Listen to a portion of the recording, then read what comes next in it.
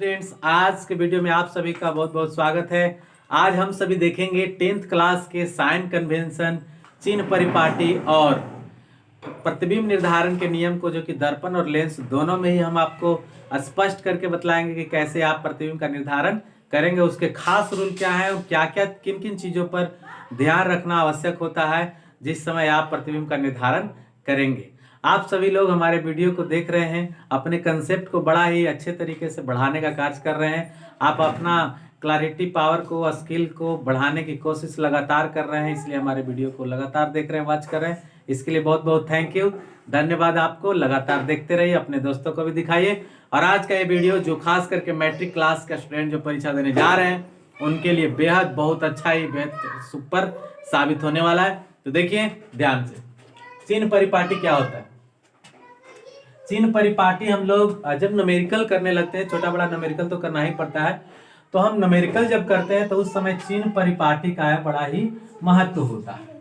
तो चिन्ह परिपाटी के लिए हम एक प्लस का साइन ले लेते हैं। यही प्लस का साइन आपको पूरा चिन्ह परिपाटी स्पष्ट करेगा।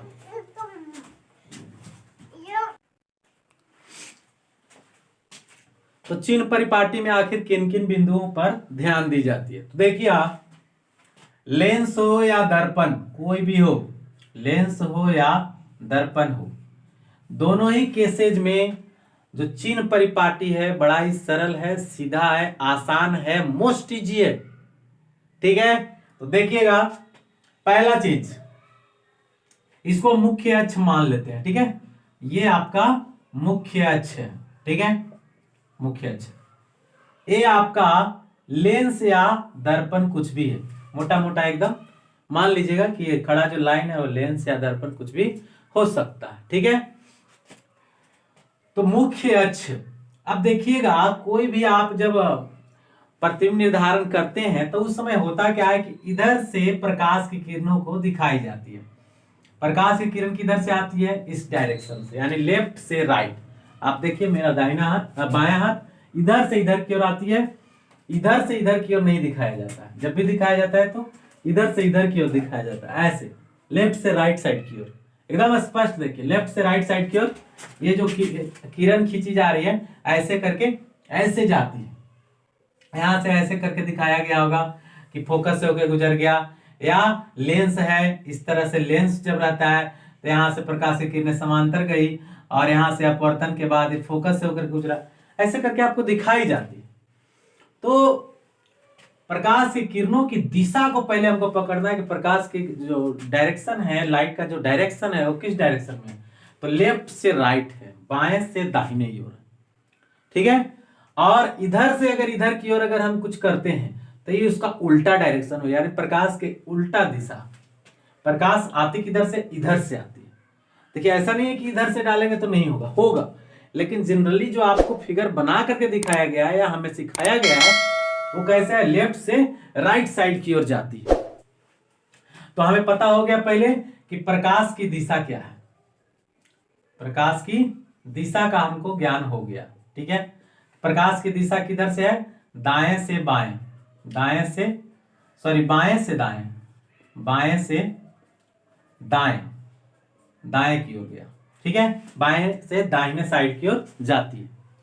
तो प्रकाश की दिशा में मापी गई दूरी, जैसे मान लीजिए ये आपका ध्रुव होता है या प्रकाशीय केंद्र होता है। अगर दर्पण है तो ध्रुव होता है, पता ही होगा।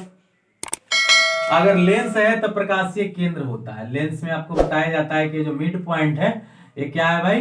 प्रकाशीय केंद्र है। आपको नहीं याद आ रहा है तो हम एक दिन दर्पण और लेंस को पूरा बताएंगे, लेकिन ये इंपॉर्टेंट था इसलिए परीक्षा के पॉइंट ऑफ व्यू से अभी हम सारा बात कर रहे हैं।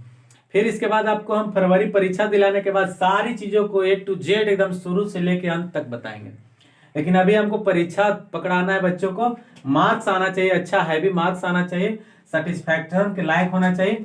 चलिए, प्रकाशीय केंद्र हो गया। और अगर दर्पण कोई करते हैं, जैसे मान लीजिए कि ये अवतल दर्पण है, तो अवतल दर्पण अगर ये हो गया तो अवतल दर्पण का जो बीच का पॉइंट है इसको क्या कहते हैं? ध्रुव कहते हैं। क्या कहते हैं? ध्रुव कहते हैं। इसको P से डिनोट करते हैं। तो जो ध्रुव है या प्रकाशीय केंद्र है, जो भी है व्हाटएवर, प्रकाशीय केंद्र को तो O से डिनोट किया जाता है। तो O या P या इधर कोई भी हो, तो प्रकाशीय केंद्र जो है आपका या ध्रुव है, इससे दूरी को नापी जाती है ना, प्रकाशीय केंद्र से ही या ध्रुव से ही दूरी नापी जाती है। जैसे मान लीजिए कि यहां से एक हमने ऐसे करके लाइन ड्रॉ कर दिया, समझिएगा ध्यान से, ठीक है, लाइन ड्रॉ ऐसे करके कर दिए। लाइन ड्रॉ करने के बाद इधर हो गया हमारा F, इधर हो गया हमारा C। अब मान लीजिए कि वस्तु यहां पर रखी हुई है, ठीक है, यहां पर वस्तु है, तो वस्तु दूरी तो आप काउंट करिएगा ना, तो वस्तु दूरी, वस्तु यहां है, ध्रुव यहां है, तो यहां से इधर की ओर ही ना काउंट करना पड़ेगा। यही बात समझना होता है कि ध्रुव से वस्तु, कोई भी दूरी ध्रुव से नापी जाती है। मतलब अगर हमारे पास स्केल यहां है तो ऐसे करके नापेंगे, तो डायरेक्शन किधर हुआ, इधर की ओर हुआ, तो इधर की ओर डायरेक्शन हुआ, तो प्रकाश के दिशा के उल्टा हुआ ना सीधा। आपतित किरण की दिशा कहा गया कि इधर से ऐसे की ओर जाती है, लेकिन हम ध्रुव से नाप किधर रहे हैं, इधर की ओर, ठीक है। कभी कभी केस में क्या होता है, जैसे मान लीजिए कि ये लेंस है, ठीक है, वस्तु को यहां पर रखा गया, ठीक है, वस्तु यहां रखे, प्रतिबिंब इधर बन गया कहीं नीचे की ओर, ठीक है, यानी लेंस के आगे, लेंस के आगे बना। तो आप सोच करके देखिए, प्रतिबिंब अगर यहां पर बनी तो वस्तु यहां पर है, तो प्रकाशीय केंद्र से वस्तु की दूरी किस डायरेक्शन में नापा गया, इधर से ऐसे ऐसे, तो ये क्या हो गया, वस्तु की अति प्रकाश के विपरीत दिशा में, आपतित किरण के विपरीत दिशा। आपतित किरण का दिशा क्या है, ऐसे, आपतित किरण का दिशा ऐसे, लेकिन ये जो दूरी मापा जा रहा है कैसे है, ऐसे, ऐसे है, ये दूरी कैसे है, ऐसे है, ऐसे है। बात समझ में आ रहा है, बात समझ में आ रहा है, आ रहा है तो लाइक दबाइए। देखिए इधर से जाकर के उधर की ओर नापते हैं, समझ में आ रहा है। और इसमें क्या है, ये वाला दूरी में, ये जो मान लीजिए कि ये प्रतिबिंब है, अगर यहां पर प्रतिबिंब बनी है, तो प्रतिबिंब अगर यहां पर बनी है, तो यहां से हम जा करके आगे की ओर ऐसे करके दूरी को नापते हैं, ठीक है। वीडियो को एकदम अंत तक देखिएगा, अगर कुछ सीखना है, कुछ ले करके जाना है तो। आज आपको बहुत इंपॉर्टेंट चीजें दे रहे हैं, बहुत कम लोग बताएंगे आपको इतना डीपली। यहां से आगे की ओर जा रहे हैं, यह प्रकाश के डायरेक्शन की दिशा है। हमने पहले ही बताया कि आप जितने भी आरेख खींचते हैं, इधर से ही प्रकाश की किरणें खींची जाती है। तो यहां से आप सोच करके देखिए, आप यहां पर स्केल को रख करके, मान लीजिए ये स्केल है, तो नापिएगा तो ऐसे ही होगा ना, क्योंकि प्रकाशीय केंद्र से ही दूरी मापी जाती है, तो प्रकाशीय केंद्र से दूरी को मापिएगा तो ऐसे होगा।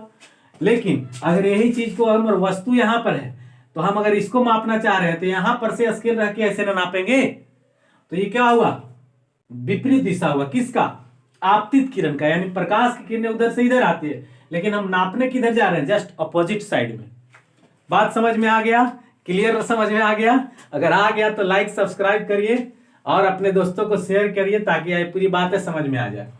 तो विपरीत दिशा और आपतित किरण की दिशा, दोनों बातें अगर समझ में आ गई है तो ध्यान दीजिएगा। आपतित किरण की दिशा में मापी गई दूरी, यानी अगर इस दिशा में दूरी मापा जा रहा है तो पॉजिटिव, अगर इस दिशा में मापा जा रहा है यानी जस्ट इसका अपोजिट, जैसा कि हमने यहां से यहां किया, इस दिशा की ओर अगर मापी जा रही है दूरी, तो क्या होगा, निगेटिव, ये निगेटिव यानी माइनस में होगा। अच्छा, सबका एक शुरुआत कहां से होता है, तो सभी बिंदुएं ध्रुव से मापी जाएगी। सभी दूरियां जो है, सभी दूरियां कहां से, ध्रुव से या प्रकाशीय केंद्र से मापी जाएगी। ध्रुव को P और प्रकाशीय केंद्र को O कहते हैं। तो सभी दूरियों को ध्रुव या प्रकाशीय केंद्र से मापना शुरू करते हैं। बात समझ में आ रहा है? इनिशियल पॉइंट ऑरिजिन कहां पर आएगा, ऑरिजिन आएगा या तो प्रकाशीय केंद्र पर, लेंस है तो प्रकाशीय केंद्र रहेगा, और दर्पण है तो ध्रुव रहेगा। बात समझ में आ रहा है? तो सभी दूरियां ध्रुव या प्रकाशीय केंद्र से मापी जाएगी।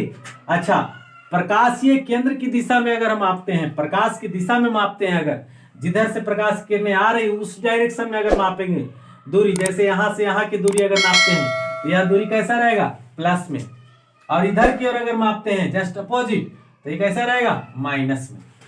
बात समझ में आया? अगर उसी डायरेक्शन में मापते हैं तो प्लस में, अगर उसके उल्टा डायरेक्शन में मापते हैं तो माइनस में।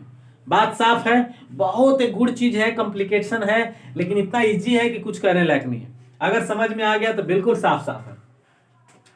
तो हमने क्या कहा, प्रकाश की किरण की दिशा में पॉजिटिव और उसके विपरीत दिशा में निगेटिव, सभी दूरियां। समझ में आ गया? अब तीसरी बात, ये तो हो गया।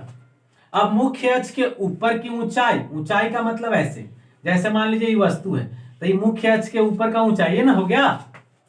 और ये प्रतिबिंब मान लीजिए नीचे बना है तो ये क्या हो गया, नीचे का ऊंचाई हो गया। मुख्य अक्ष से नीचे की ऊंचाई, ऊपर की ऊंचाई।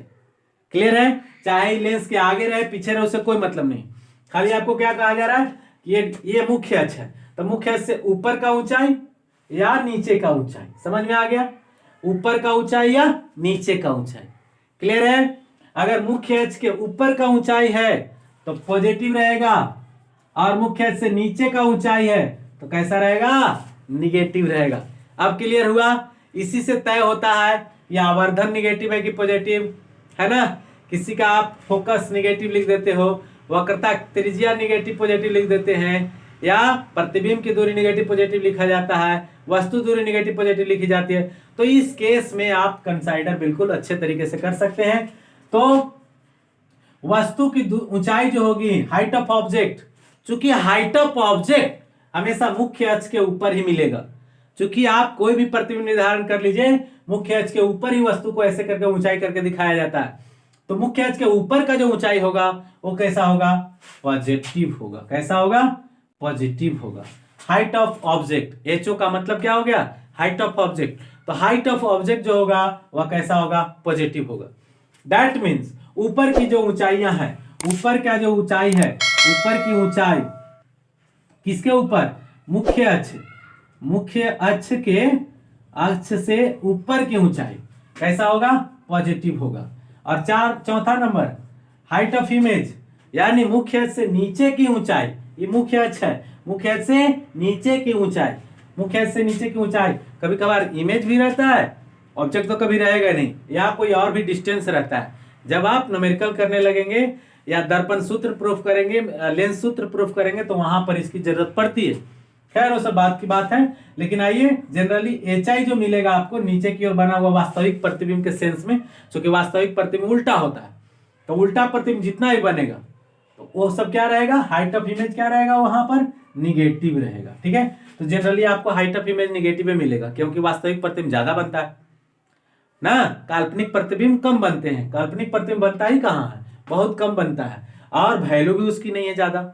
ज्यादा वैल्यू किसकी है, रियल इमेज की। खैर उससे बात नहीं है।